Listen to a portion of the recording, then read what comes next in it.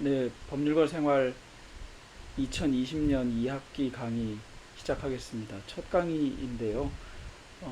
코로나 사태가 시작되고 적어도 1학기에 대면 강의를 할 수 있을 줄 알았는데 대면 강의도 못했고 2학기가 됐는데도 또 이렇게 온라인 강의를 하게 돼서 참 여러모로 안타깝습니다. 직접 만나서 강의하는 것에 비하면 아무래도 현장감도 떨어지고 이럴 텐데 최대한 현장감 있게 그리고 준비한 것들을 좀 더 생생하게 해보려고 노력을 하고 있습니다. 수강 신청 기간에 제 과목이 편성이 안 되는 오류가 있어서 정정 기간에 편성하느라고 오늘 이 강의를 아예 아무도 못 들을 가능성도 있기는 한데 그래도 어, 하여튼 강의와 관련된 내용은 오늘 여기서 얘기를 해야 될 것 같아요. 어,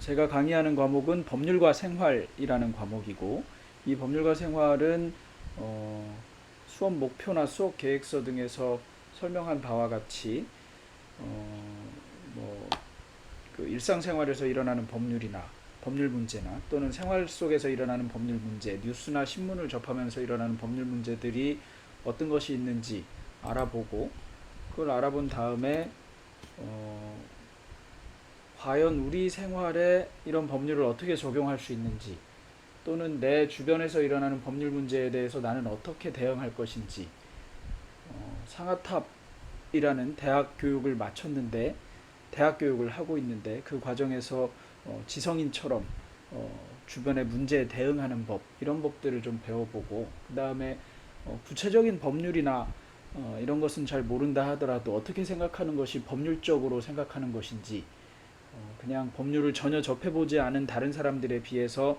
법률을 접한 나라면 대학생이라면 어떤 생각을 할 것인지 이런 점에 대한 태도 등도 좀 가르쳐 보고 싶고 그런 것들이 습득되었으면 하는 생각에서 강의를 개설했습니다.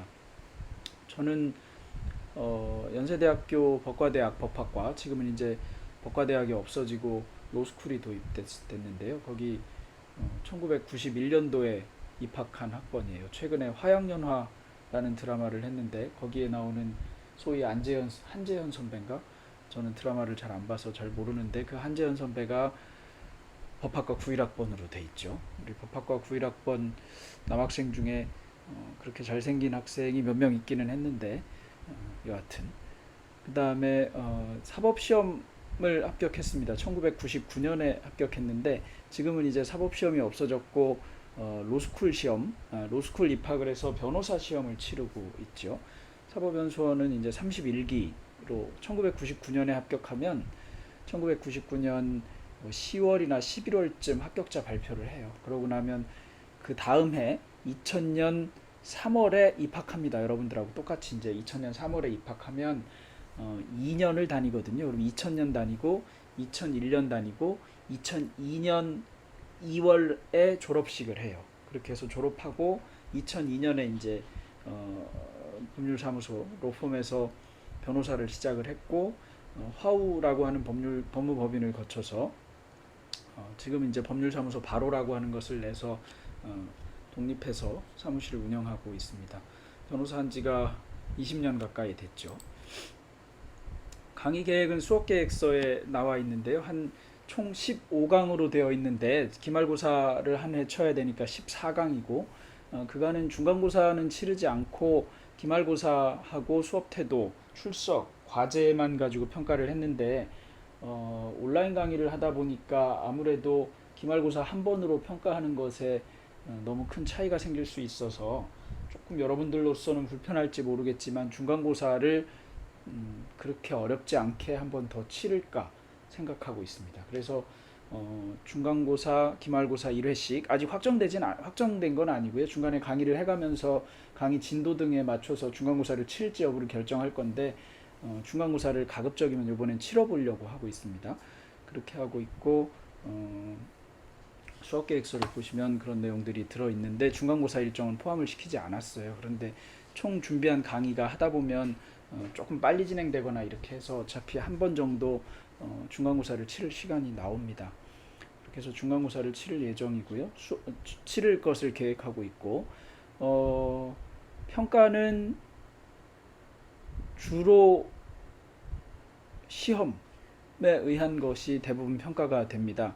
뭐 수업 태도를 평가할 방법이 사실은 온라인 강의를 하다 보면 별로 없고, 또 실제로 굉장히 열심히 하는 학생이라도 수업 시간에는 부끄러워서 말을 잘 못하는 학생도 있고 이렇기 때문에 수업 시간에 어, 발표 잘하는 학생, 물론 그런 학생들이 있으면 수업하기가 아주 용이해지니까 점수를 많이 줘야 되는 게 맞긴 하지만 코로나 시대에 이런 평가를 하기가 좀 어려워졌거든요. 그래서 주로 시험에 의한 평가를 할 거고, 그 다음에 온라인 강의 수강, 그 다음에 과제 내역 등을 가지고 평가를 할 겁니다. 수업은 강의 시작하는 날, 강의 시작 전까지 파워포인트 자료를 만들어서 띄울 겁니다.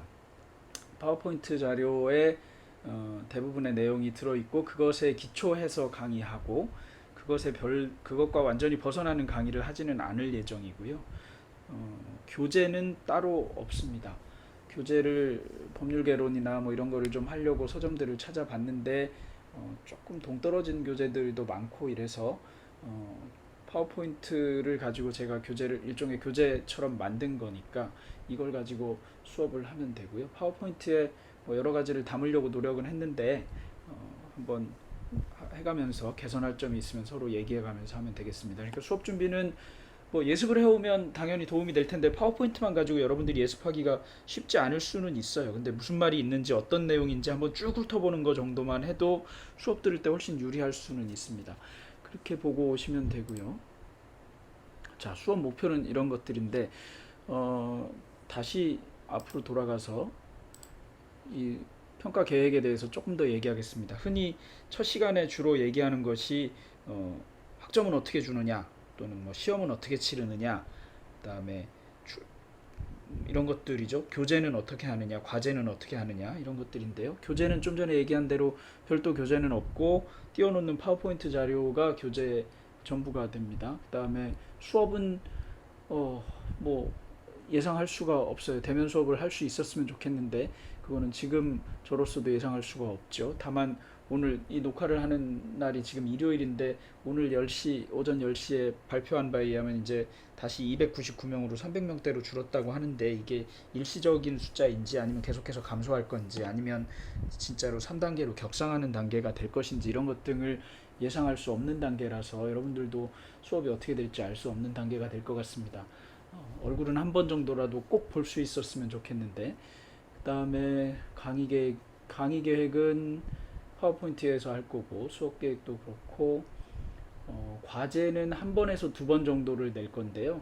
과제 그렇게 어렵지 않게 낼 테니까 크게 걱정하지 않으셔도 되고, 과제를 그 전에 내보면 네이버 지식인 검색을 통해서 지식인에 있는 거를 그대로 내는 학생들도 간혹 있기는 하지만, 과제를 검색했다는 성의만 봐서 그런 경우에도 크게 뭐 질책하거나 또는 감점하거나 이러지는 않았어요. 다만 과제를 제때 좀 내주고 그렇게 하는 것이 더 도움이 될 거고, 가급적이면 좀 잘 내주면 더 좋겠습니다. 그 과제 낼 때 찾아보고 이러는 것들이 좀 도움이 될 거고, 공부하는 방법을 깨치는데도 도움이 될 것이라서 내는 거고요. 과제 이제 성적에 대해서 얘기해야 되겠죠. 성적은 기존에는 엄격한 상대평가에 의해서 수험생 수를 기준으로 해서 딱 A가 정해지고 B도 정해지고 이렇게 돼 있죠. 그래서 A하고 B가 정해지는데, 가급적이면 저는 예를 들어 A를 13명을 줘야 된다 그러면 13명을 전부 A를 주는 방향으로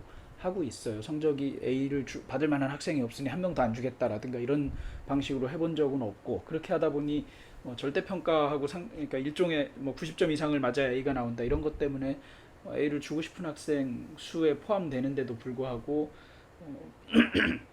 시험이 어려워서 90점을 못 넘는다든가 이런 문제가 생기더라고요. 그래서 시험을 조금 쉽게 내면 또 너무 많은 학생이 A에 해당하는 점수를 받고 왜 저는 B뿔밖에 못 받습니까? 이렇게 하는 전화를 가끔 하는 학생들이 있어요. 그래서 설명을 해주면 예를 들면 뭐 95점 이상 맞는 학생들이 너무 많았다든가 이러면 어쩔 수가 없잖아요. 저도요.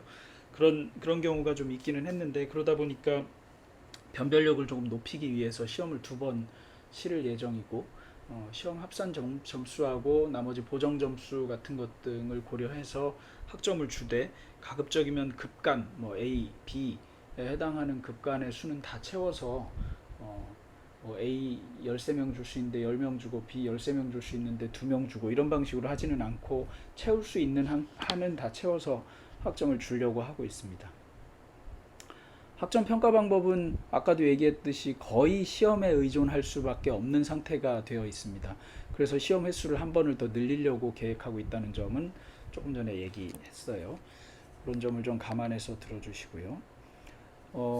작년에도, 아니 작년이래, 1학기에도 이 온라인 강의를 했었는데 1학기 때 온라인 강의에 비해서 지금 이번 시스템이 좀 더 편해졌다고 하는데, 편해졌다고 해요, 학교에서.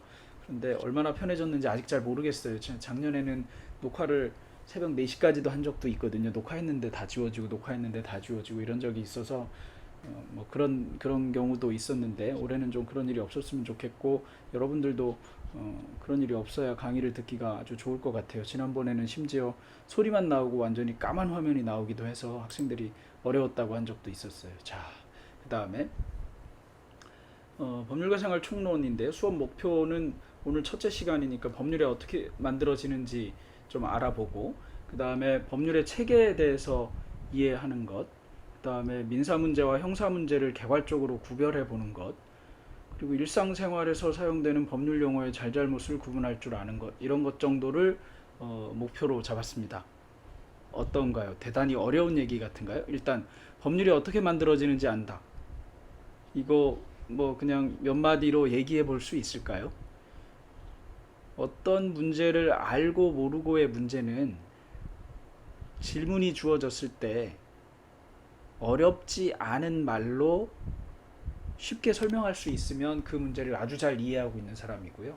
그렇지 않고 복잡한 용어를 써야만 얘기할 수 있다거나 이러면 그 문제를 외우고 있는 학생일 가능성이 많은 거죠. 어떤 문제든 이해하는 게 먼저 중요한데, 법률은 어떻게 만들어지나요? 한번 여러분들 생각을 좀 해보고요. 법률의 체계? 이거는 또 뭘까요? 법률의 체계. 헌법이 있고, 대한민국 헌법, 헌법 밑에 법률, 법률 밑에 대통령령, 명령, 그 다음에 대통령령 밑에 장관이 내는 부령이에요. 무슨 뭐 교육부령, 뭐 이런 부령, 이런 거 장관, 헌법, 법률, 명령, 규칙 이렇게 얘기하거든요. 그 다음에 지방자치단체에서 만드는 조례, 이런 것들의 체계를 얘기하는 건데, 총론 시간에 이 체계를 다 이해할 수 있으면 천재죠. 그래서 그냥 그런 것들이 있다는 것만 뒤에 한번 얘기하게 될 거예요. 한참 법률을 공부하고 변호사가 된 뒤에도 어떤 이게 법률이 체계에 부합하는지 안 하는지가 소송에서 주요 쟁점이 되기도 하고, 이럼에도 불구하고 변호사 간에도 의견이 갈리고 판사하고 변호사 간에도 의견이 갈리는 문제니까 사실은 쉬운 문제는 전혀 아니죠. 법학이라는 것이 흔히 퀴즈 프로그램 또는 뭐 그런 솔로몬의 선택, 옛날에 예를 들면 그런 프로그램 등에서 뭐 정답이 뭔지 맞추고 이런 시스템이 있기는 했지만 사실 어떤 것이 정답인지 모를 때가 많아요. 예를 들면 내가 사실은 남자친구가 있는 여성이 바람을 펴놓고는 남자친구한테 책임 추궁을 당하니까 내가 저 사람한테 강간당했다, 이렇게 얘기하죠. 그러면 상대방은 강간죄로 고소당하는데 수사기관하고 이런 데서 조사를 해보니까 그게 아니에요. 거짓말이에요. 그러면 이 여성은 무고로 처벌받아야 되는데, 이 여성을 무고로 처벌할 때 징역 몇 년을 또는 벌금을 선고해야 되는지에 대해서 정답이 없거든요. 여러 가지 상황을 고려해서, 그 다음에 과거에 어떻게 했는지 이런 것들을 고려해서 징역 1년에 집행유예 2년을 할지, 실형은, 그러니까 구속은 하지 않고 집행유예만 선고할 것인지, 아니면 징역 1년까지는 아니라 하더라도 징역 6개월은 살게 하면서 집행유예를 안 붙여서 감옥에, 교도소에 꼭 가도록 할 것인지, 이런 것들에 대해서 정답이 없어요. 그래서 법학은 정답이 있기도 하고 없기도 한 학문이 되는 거죠. 이 사람이 유죄인가 아닌가와 관련해서는 유죄다라는 정답이 있을 수 있죠. 그런데 그 유죄다라는 정답도 예를 들어 실제로 그 여자가 억울한 일이 있었는지 아닌지를 아무도 모르죠. 신만이 알 수 있는 거죠. 그러다 보니까 사실은 유죄일 가능성이 아주 높은 경우를 유죄 이렇게 하는 거죠. 그러다 보니까 정답이 있을 수도 있고 없을 수도 있고, 또는 정답이라고 생각한 것이 정답이 아닐 수도 있고, 항상 오판할 가능성이 있고, 이런 것들인 거죠. 법률 문제는 이런 점에서 상당히 어려워요. 수학같이 답이 떨어지거나 이렇게 한다면 참 좋을 텐데, 또는 뭐 화학식처럼 뭐하고 뭐가 결합하면 뭐가 나온다 이러면 참 좋을 텐데, 그렇지 않은 경우가 많이 있어요. 그 다음에 민사문제와 형사문제를 개괄적으로 구별해 본다 이렇게 얘기하면 이게 도대체 무슨 얘기인가 이렇게 싶을 텐데, 뒤로 들어가면 알 수 있습니다. 그 다음에 일상생활에서 사용되는 법률 용어의 잘잘못을 구분할 줄 안다. 한번 해보죠. 일단 법률을 누가 만드는가에 대해서 얘기했는데요. 법률은 누가 만드나요? 사람이. 어떤 사람이요? 대통령이 만드나요? 시장이 만드나요? 아니면 국회의원이 만들죠? 국회에서 만들어지는 것이 법률이죠. 국회의원들이 모여있는 국회를 입법, 사법, 행정부 중에 뭐라고 하죠? 입법부라고 하죠. 이 입법부가 법을 만드는 곳, 사법부는 뭐죠? 재판을 하는 곳, 법을 재판하는 곳이죠. 재판을 통해서 누가 옳고 그르고, 또는 뭐 누가 돈을 받을 수 있고 없고 이런 것들을 얘기하는 곳이 사법. 행정은요? 예를 들면 대통령이 대통령령을 만들어서 집회하는 사람들을 대통령이 만든다기보다 지방자치단체장이 하겠네요. 예를 들면 뭐 경기도지사가 집합금지 명령을 내린다거나, 또는 이런 것들이 행정이죠. 또는 경기도지사가 어디를 폐쇄하는 명령을 내린다거나, 또는 서울시장이 미성년자를 출입시킨, 서울시장이 아니라 강남구청장 뭐 이런 구청장이겠네요. 구청장이 미성년자를 출입시킨 호프집에 영업을 정지시킨다거나, 이런 것들이 행정이죠. 그런 영업을 정지시켰는데 그 영업정지 처분이 잘못됐다고 다투려면 행정법원에 소송을 내는데, 그것은 이제 사법의 영역으로 들어오는 거죠. 그렇게 할 때 이 영업정지가 적당하지 않은지, 너무 센 것은 아닌지, 법률에 근거가 있는지 없는지를 보는 게 재판이죠. 그게 사법인데, 그렇게 할 때 재판을 하는 판사하고 변호사는 뭐를 보냐 하면 식품위생법을 보게 되죠. 아까 영업정지가 적법한지 안 한지를 보려면 이 식품위생법을 만드는 것은 국회죠. 이게 입법이죠. 이렇게 입법, 사법, 행정이 서로 뭐 checks and balances라고 해서 견제와 균형을 한다, 뭐 이렇게 얘기하는 거죠. 입법은 법률을 제정하고, 사법은 법률을 적용하고, 행정은 정책을 집행한다, 이렇게 얘기하죠. 이런 거를 옛날 같으면 객관식으로 만들어서 뭐 맞는 거를 찾으라 이렇게 할 텐데, 그런 것처럼 유치한 게 사실은 없는 것 같아요. 거기서 말 조금 잘못했다고 틀렸다고 하고 이렇게 얘기하면서 평가하고 이러는 게 잘못된 것 같은데. 자, 법률을 공부할 때 제일 중요한 것은 저는 개념 정의라고 생각해요. 왜 그러냐 하면 개념을 제대로 알고 정의를 제대로 알아야 그 다음에 나오는 그것의 효과를 분석할 수 있거든요. 영업정지를 아까 얘기했는데, 영업정지를 하기 위해서, 영업정지를 하려면 예를 들어 미성년자를 출입시켰다, 미성년자가 출입했다, 미성년자, 청소년이에요. 정확하게는 식품위생법에서는 청소년이라고 돼 있는데, 청소년의 개념이 뭔지, 출입은 뭔지, 또는 뭐 영업정지를 하기 위한 요건으로 신분증 등을 검사하거나 할 수 있는데 그런 요건은 뭔지, 이런 거를 먼저 알아야 되는데, 그러려면 개념을 정확하게 알아야 되거든요. 이런 걸 이제 민법은 요건사실이라고 그래요. 어렵죠. 이런 얘기가 나오면 초반에 학생들이 많이 졸고 빨리 뒷얘기로 들어가야 되는데, 이 얘기까지만 합시다. 민법은 요건사실이라고 하는 게 있고, 형법은 구성요건사실이라는 게 있어요. 좀 이따 다시 올까요? 다시 그냥 보죠. 민법은 예를 들면 돈을 빌린다. 어떻게 해야 되죠? 갚아야죠. 금전 소비대차 관계, 돈을 빌리고 빌려주는 관계, 이게 금전 소비대차 관계죠. 여러분들 돈 빌리고 친구 간에 돈 빌려주는 거, 사업하는 사람이 은행 가서 돈 빌리는 거, 친구한테 돈 빌리는 거, 이게 이제 금전 대차 관계, 금전 소비대차 관계라고 하는 건데, 이 금전소비대차 관계에서 요건사실, 돈을 갚으려면 돈 액수가 얼마인지 알아야 되고 변제기가 얼마인지 알아야 되고 혹시 이자 약정이 있는지 알아야 되고 이제 이런 것들이 구성요건사실, 요건사실이라고 하는 거예요.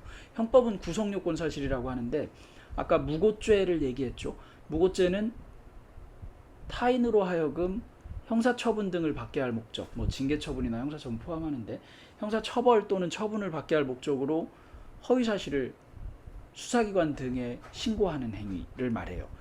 찾아보면 형법에 거의 지금 제가 말한 거랑 비슷하게 써 있거든요. 그러니까 다른 사람 처벌받게 할 목적, 수사기관, 신고 이런 것들이 구성요건 사실이 되거든요. 그렇게 되면 그게 이제 무고가 되죠. 그럼 무고가 되면 어떻게 되냐 하면 어떤 결과가 나오는가를 따지죠. 그게 법률인 거죠. 무고하면 처벌받는다. 처벌할 때는 징역 얼마 또는 뭐 얼마 이상의 벌금에 처한다. 이런 것들이죠. 민사는 아까 돈을 빌려주고 받는 거죠. 돈을 빌리면 갚아야죠. 언제 갚아야 되느냐. 뭐 이런 얘기가 민법에 나옵니다. 민법을 통해서 배워야 됩니다. 자, 조금 지루한 얘기들이 계속 나오는데 조금 넘어가서 민사와 형사를 아까 구별하는 얘기를 한다고 했으니까 이 얘기를 좀 해볼게요.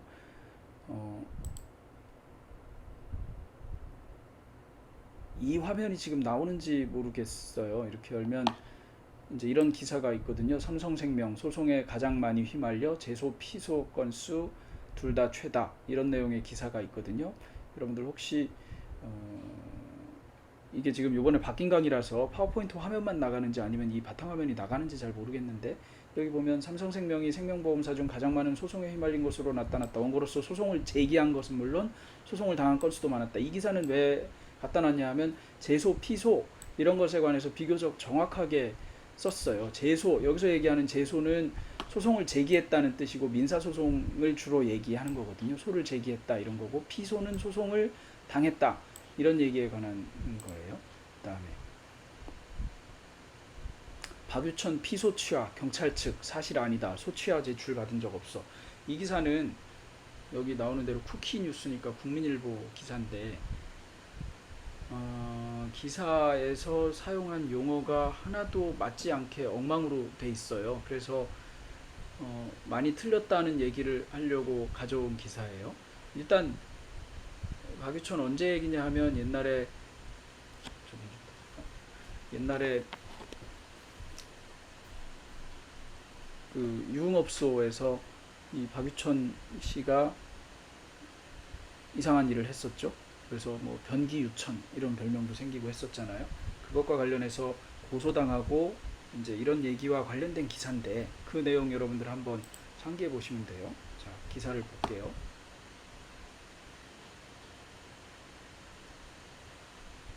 그러면 가수 겸 배우 박유천을 성폭행 혐의로 고소한 여성이 소를 취하했다고 알려졌으나 이는 사실이 아닌 것으로 밝혀졌다. 고소를 했죠. 성폭행 혐의로 고소한다. 이렇게 하면 이 고소는 형사소송을 제기하는 거예요. 형사적으로 처벌해달라고 할 때 고소한다고 그러죠. 고소를 했으면 고소를 취하하는데 소를 취하했다 이렇게 얘기했는데 이 소를 취하했다라고 할 때 소는 민사에서 쓰는 개념이에요. 다시 그 밑에 기사에 강남경찰서 측은 14일 오후 소취하와 관련한 문의를 받았으나 틀렸어요. 고소취하라고 썼어야 돼요. 고소인 여성으로부터 소취하 제출서를 받은 바가 없다. 틀렸죠. 고소 취하장을 받은 바가 없다. 이렇게 써야 돼요. 또 고소인의 소취하 여부에 관해서는 어떤 내용도 들은 것이 없다고 밝혔다. 고소인의 고소 취하 여부 이렇게 얘기해야 돼요. 앞서 한 매체는 고소인 여성이 소를 취하했다고 보도했다. 이것도 틀렸죠. 고소인 여성이 고소를 취하 또는 고소를 취소 이렇게 해야 돼요. 했다고 보도했다. 박유천은 한 여성을 성폭행했다는 혐의로 일주일 뒤인 10일 피소 당했다. 이것도 틀렸어요. 국어적으로 피소가 소를 제기 당했다는 뜻인데 소제기 당했다 지금 이렇게 쓴 거거든요. 국어를 모를 뿐만 아니라 용어도 잘 모르죠. 이렇게 쓰면 정말 엉망인 기사가 되는 거예요. 기사 승인까지 이렇게 딱 하셨는데 조금 고쳐서 기사 승인을 하셔야지 되지 않겠어요? 다 틀렸어요. 그 다음에 이건 조금 오래된 얘기인데 그래도 재밌는 얘기라서 이거보다 더 재밌는 얘기를 잘 못 찾겠어서 여전히 이 얘기를 하게 돼요. 도도맘 김민아 측 소취하 서류 강용석 변호사가 위조 종용 주장. 도도맘 김미나 씨가 강용석 변호사하고 바람을 폈는지 안 폈는지 모르겠지만 불륜관계 비슷하게 돼서 어디 여행을 가 홍콩 여행을 갔다가 네티즌들이 찾아냈죠. 홍콩 여행을 가서 저기 있는 다리가 강용석 변호사 다리냐 뭐 이랬던데 하여튼 그렇게 어떻게 찾았는데 그러고 나니까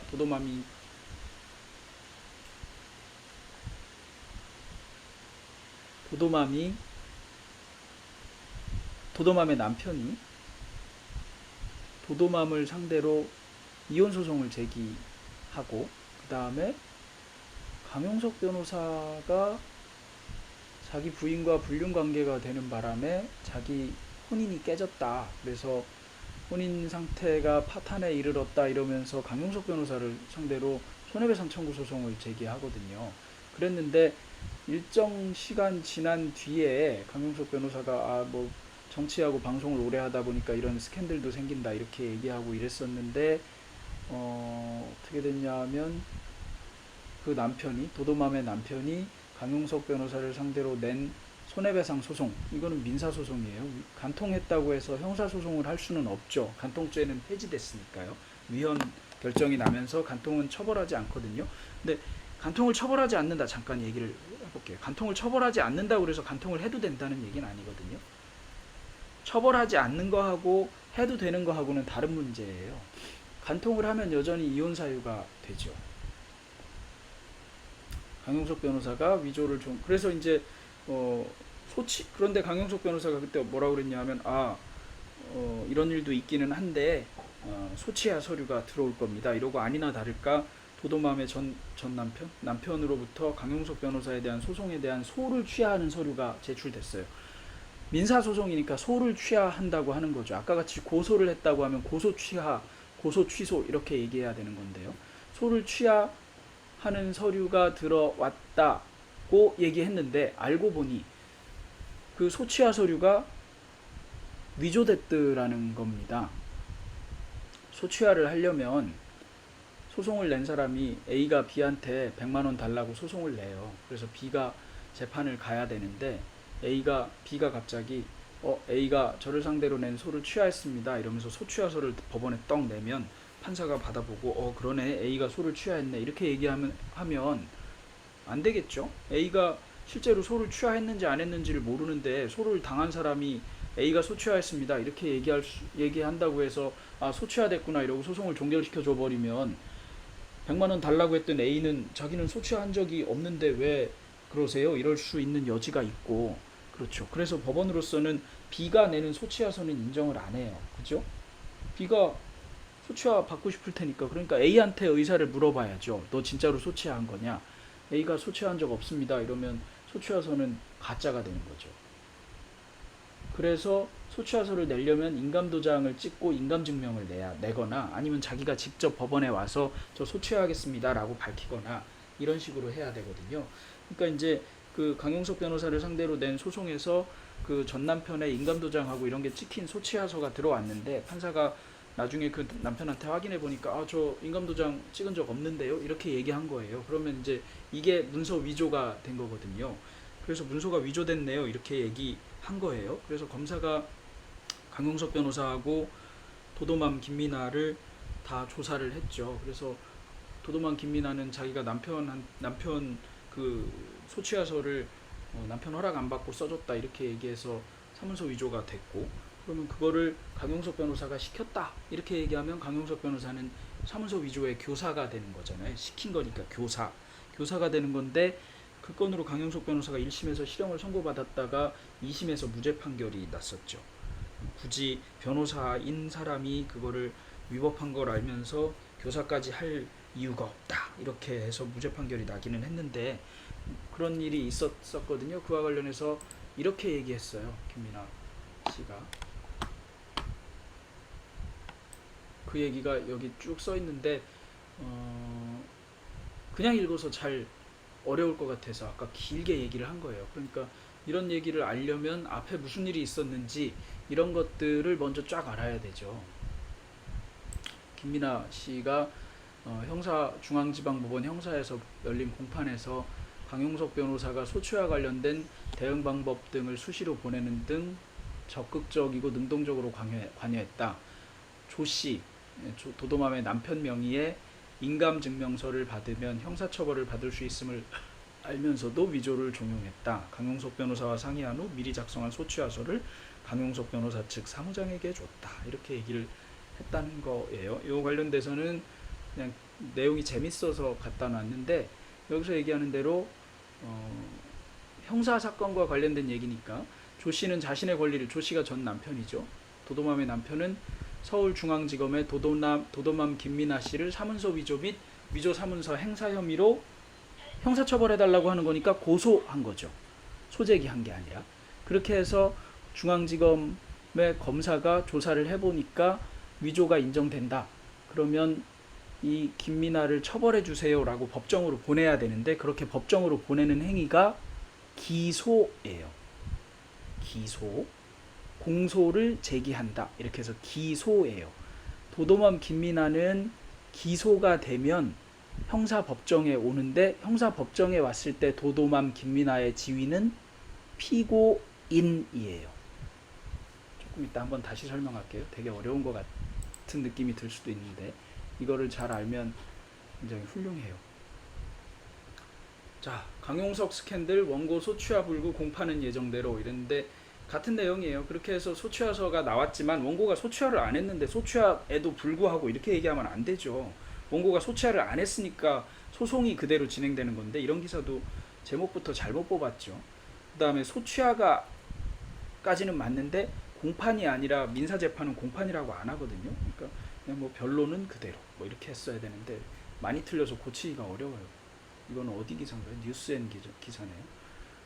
그 다음에 성폭행 논란, 피소, 반박, 소취하까지 판박이. 여러분들이 고소, 피소, 제소 이런 게 어려운 이유가 기사에서 정확히 안 쓰기 때문에도 어려워요. 이거 사실 그렇게 어려운 문제가 아니거든요.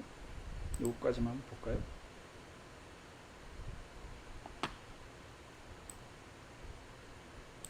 한류스타 박유천을 둘러싼 성폭행 논란이 닷새 만에 종결됐다. 박유천을 성폭행 혐의로 고소했던, 맞죠? 고소했던 20대 여성 A씨는 박유천을 성폭행 혐의로 고소하면 이때 박유천은 형사사건의 수사를 받고 있는 사람, 혐의를 받고 있는 사람이란 뜻으로 피의자가 됩니다. 피의자. 고소인은 피해자가 되는 거죠. 고소 취하 의사를 전달했다. 여기는 이제 제대로 얘기했죠. 앞서 벌어졌던 개그맨 유상무의 성폭행 논란처럼 사건이 장기화될 조짐이 보였으나 소송이 비교적 일찍 취하되며, 정확히 말하면 고소가 비교적 일찍 취하되며 이래야 되고, 사건을 어떻게 처리할지 결정만이 남아있다. 강간사건이나 성폭행 사건은 고소를 취하해도 조사합니다. 고소를 취하했다 하더라도 강간이나 성폭행, 강제추행이 인정되면 기소도 합니다. 기소하면 처벌이 될 가능성이 높죠. 기소되면 피고인이 되는 거죠. 반의사불벌죄나 친고죄가 아니라서 그런 거예요. 지금 첫날 막 어려운 용어들이 많이 나오는데, 여기 이 기사는 그냥 한번 읽어보세요. 여기 하도 틀린 말들이 많아서 그냥 갖다 놓은 기사예요. 도움되는 기사는 아니고. 장동민, 승리 이런 얘기들이 몇 개 있었습니다. 자, 다음으로 넘어갈게요. 민사하고 형사 얘기를 조금 전에 했는데, 민사는 사법상의 권리관계에 관한 사건이다 이렇게 얘기해요. 형사는 형사관계 법률이 적용되는 사건이다. 형사사건이나 행정사건에 대응하는 개념이 민사사건이다. 돈 빌려주고 받는 거, 회사법, 상법, 영업 관련 이런 건 전부 민사예요. 자동차 사고가 나면 대체로 민사예요. 그런데 횡단보도에서 사고가 난다든가 음주를 한 상태로 사고가 난다든가 이러면 그 사고로 인해 피해를 입은 사람이 돈을 달라고 하는 문제는 민사하고, 그 사고로 인해 피해를 입은 문제 때문에 운전자를 처벌하는 거는 형사 문제가 되는 거죠. 돈을 빌려주고 못 받은 경우 아까 얘기한 대로 대체로는 민사 문제인데, 만약에 돈을 빌려갔는데 알고 보니 사기더라. 그러면 이거는 형사 문제에도 포함되죠. 돈을 달라고 해야 되니까 민사 문제이기도 하지만 형사 문제이기도 하죠. 투자해주겠다라고 얘기했는데 알고 보니까 투자는 안 하고 엉뚱한 데 다 써버리고 횡령했다.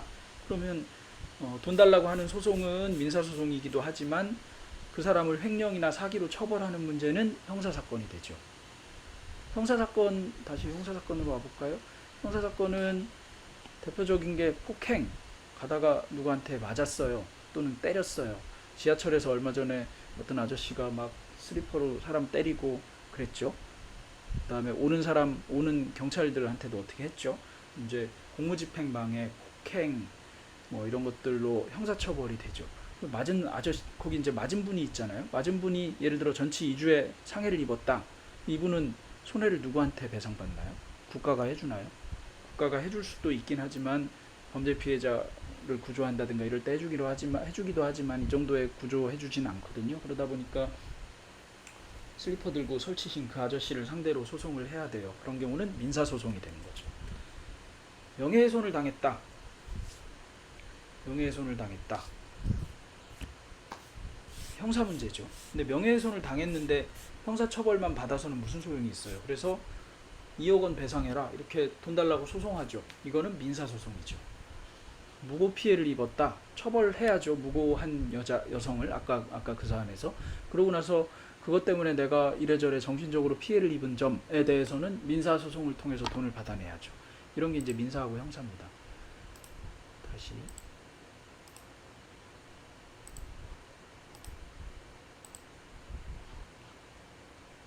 아까 안 하고 넘어간 곳인데 법을 어디서 찾아봐야 되는지 하고 이 얘기는 다음 시간에 하도록 하겠습니다.